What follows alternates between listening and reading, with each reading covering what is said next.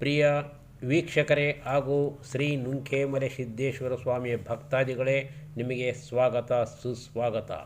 ನಮ್ಮ ಈ ಸಂಚಿಕೆಯು 22ನೇ ಭಾಗವಾಗಿರುತ್ತದೆ. ಇನ್ನು 11 ಸಂಚಿಕೆಗಳು ಮೂಡಿ ಬರುತ್ತವೆ. ಹೀಗೆ ಕಾಲಭೈರವನ ಕಥಾ ಸಂಚಿಕೆಗಳನ್ನು ನೋಡಿ ದೈವ ಕೃಪೆಗೆ ಪಾತ್ರರಾಗಬೇಕಾಗಿ ವಿನಂತಿ. ಸುಮಾರು ಈ ಸಂಚಿಕೆ ಕಥಾವಸ್ತುಗಳನ್ನು ನಮ್ಮ ಹಾನಗಲ್ ಕೋಟೆ ವಂಶದವರಿಂದ ಸುಮಾರು 100-150 ವರ್ಷಗಳಿಂದ ಈ ಕಥಾದೈವದ ಕಾಲಭೈರವ ದೇವಸ್ಥಾನದ ದೇವರ ಭಂಡಾರದ ಪುಸ್ತಕಗಳನ್ನು ಕಾಪಾಡುತ್ತಾ ಲೇಖನಿಗಳ ಮುಖಾಂತರ ಹೊಸದಾಗಿ ಪದೇ ಪದೇ ಬರೆಯುತ್ತಾ ಬಂದಿದ್ದೇವೆ. ಈಗ ಮುಂದೆ ಈ ಕಥಾ ಪುರಾಣದ ಅರ್ಥಸಹಿತ ಪುಸ್ತಕವನ್ನು ಬರೆದು ಮುದ್ರಿಸಿ ಸಕಲ ಜನ ಭಕ್ತಾದಿಗಳಿಗೆ ವಿತರಿಸಲು ಮುಂದಾಗಿದ್ದೇವೆ. ಕೈಲಾದಷ್ಟು ಮತ್ತು ತಿಳಿದ ಮಟ್ಟಿಗೆ ಎಲ್ಲ ವಿಷಯಗಳನ್ನು ಸಂಗ್ರಹಿಸಿ ದೇವರ ಮಹಿಮೆಗಳ ಸಾಗಿ ಬಂದ ಸ್ಥಳಗಳನ್ನು ನೋಡಿ ಬಂದಿರುತ್ತೇವೆ. ಈ ಕಥೆಯ ಭಾಗವು ದೇವರು ಆದಿ ಸಾಗಿ ಬಂದ ನೈಜ ಕಥೆಯನ್ನು ನೀಲಕಂಠಪ್ಪ BSNL ಹಾನಗಲ್ ಕೋಟೆ ಇವರು ಈ ಸಂಚಿಕೆಗಳ ಮುಖಾಂತರ ಪುರಾಣ ಯಕ್ಷಗಾನ ರಾಗದ ಮೂಲಕ ಹಾಡಿ ಭಕ್ತಾದಿಗಳಿಗೆ ಕಥಾವಸ್ತು ತಲುಪುವ ಕಾರ್ಯವನ್ನು ಮಾಡುತ್ತಿದ್ದೇವೆ. ಈ ಕಾರ್ಯಕ್ರಮ ಮಾಡಲಿಕ್ಕೆ ಕಾಲಭೈರವ ದೇವರ ಆಶೀರ್ವಾದ ಸಹ ದೊರೆತಿರುತ್ತದೆ. ಈ ಕಥಾವಸ್ತು ಸುಮಾರು 200 ಪುಟಗಳಷ್ಟು ಇರುತ್ತದೆ. ಪೂರ್ಣ ಚರಿತ್ರೆಯನ್ನು ತಿಳಿಯಲು ಯೂಟ್ಯೂಬ್ ಚಾನಲ್ನಲ್ಲಿ ನುಂಕೇಮಲೆ ಲಾಗ್ಸ್ ಚಾನಲ್ ನೋಡಿ ಸಬ್ಸ್ಕ್ರೈಬ್ ಮಾಡಿರಿ. ಅದೇ ನಿಮ್ಮಿಂದ ನಮಗೆ ಬರುವ ವರವೆಂದು ಭಾವಿಸುತ್ತೇವೆ.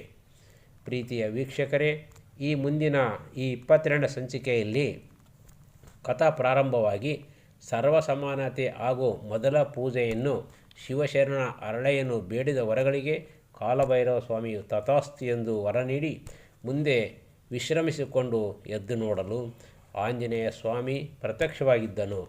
ಆ ಆಂಜನೇಯ ಸ್ವಾಮಿ ಸಹ ಕಾಲಭೈರವ ಸ್ವಾಮಿಗೆ, ನಿನ್ನ ಸನ್ನಿಧಿಯಲ್ಲಿ ನಾನಿರಲು ನನಗೆ ಅನುಮತಿ ನೀಡು ಎಂದು ಬೇಡಿಕೊಂಡನು. ಆಗ ಕಾಲಭೈರವ ಸ್ವಾಮಿಯು ಹನುಮದೇವರಿಗೆ, ಈ ಕುದುರೆ ಹೆಜ್ಜೆಯ ಮೇಲೆ ಪಡೆ ಹನುಮನಾಗಿ ನನ್ನ ಸನ್ನಿಧಿಯಲ್ಲಿ ಹನುಮದ್ವಯರಾಗಿ ನೆಲೆಸಿರಿ, ನನ್ನಂತೆ ನಿನಗೂ ಸಹ ಪೂಜೆ ಸಲ್ಲುತ್ತದೆ ಎಂದು ವರವಿತ್ತನು. ಆಗ ಆಂಜನೇಯ ಸ್ವಾಮಿಯು ಅಂದಿನಿಂದ ಕೆಳಗೂ ಮೇಲೂ ಪಡೆ ಹನುಮನಾಗಿ ನೆಲೆಸುತ್ತಾನೆ. ಪ್ರತಿ ವರ್ಷಕ್ಕೊಮ್ಮೆ ಪಡೆ ಆಂಜನೇಯ ಸ್ವಾಮಿಗೆ ಶ್ರೀ ನುಂಕೇಮಲೆ ಸಿದ್ದೇಶ್ವರನ ಸ್ವಾಮಿಯ ಅಪ್ಪಣೆಯಂತೆ ಇಂದಿಗೂ ಪೂಜಾರಟ್ಟಿ ಪೂಜಾರಿಗಳು ಉರುಳಿ ಗುಗ್ಗರಿ ಅರ್ಪಿಸಿ ನೈವೇದ್ಯ ಮಾಡುವ ಪದ್ಧತಿ ಈಗಲೂ ಇರುತ್ತದೆ. ಇಂದಿಗೂ ಪೂಜಿಸುತ್ತಾರೆ. ಇಂದಿಗೂ ಗುಗ್ಗರಿ ಹಬ್ಬದ ಕಾರ್ಯದಲ್ಲಿ ಈ ಪೂಜೆ ಇಂದಿಗೂ ನಡೆಸಿಕೊಳ್ಳುವ ಪದ್ಧತಿ ಸಾಗುತ್ತಾ ಬಂದಿದೆ.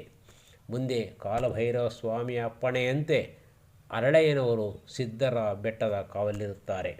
ಕಾಲಭೈರವ ಸ್ವಾಮಿಯ ಮುಂದೆ ಪರಶಿವನ ಆಜ್ಞೆಯಂತೆ ಗುರು ಗೋರಖನಾಥನು ಈ ನುಂಕೇಮಲೆಯಲ್ಲಿ ಮಾಡುತ್ತಿದ್ದ ದೈವಯಜ್ಞಕ್ಕೆ ತೊಂದರೆ ಕೊಡುತ್ತಿದ್ದ ರಸಸಿದ್ಧ ಹಂಸದೈತ್ಯರನ್ನು ಮತ್ತು ದಾಸಿಯರಾದ ನುಂಕವ್ವ ಮಲೆಯವರನ್ನು ಸಂಹಾರ ಮಾಡಬೇಕೆಂದು ಆಲೋಚಿಸಿ ಶಿವನ ವರದಂತೆ ಅಕ್ಕನಾದ ಕರ್ಪೂರದಮ್ಮನ ಆಜ್ಞೆಯಂತೆ ಗುರುವಂ ನೆನೆಯುತ್ತಾ ಈ ರಾಕ್ಷಸರನ್ನು ಸಂಹಾರ ಮಾಡಲಿಕ್ಕೆ ಕುರಿ ಕಾಯುವ ಕುರುಬನಾಗಿ ಮಾಯದ ಕುರಿ ಮೇಕಗಳನ್ನು ಮಾಡಿಕೊಂಡು ಆ ಕುರಿ ಮೇಕಳನ್ನು ಮೇಯಿಸಲಿಕ್ಕೆ ರಸಸಿದ್ಧನು ಮುರುಮಲೆಯಿಂದ ವಿಷದ ಮೂಲಿಕೆ ಹೊತ್ತು ತರುತ್ತಿದ್ದನ್ನು ನೋಡಿ ಅವನನ್ನು ಎದುರಾಗಲು ಕುರಿ ಮೇಕೆ ಮೇಯಿಸಲು ರಸಸಿದ್ಧ ಬರುವ ಹಾದಿಗೆ ಎದುರು ಹೊರಟನು.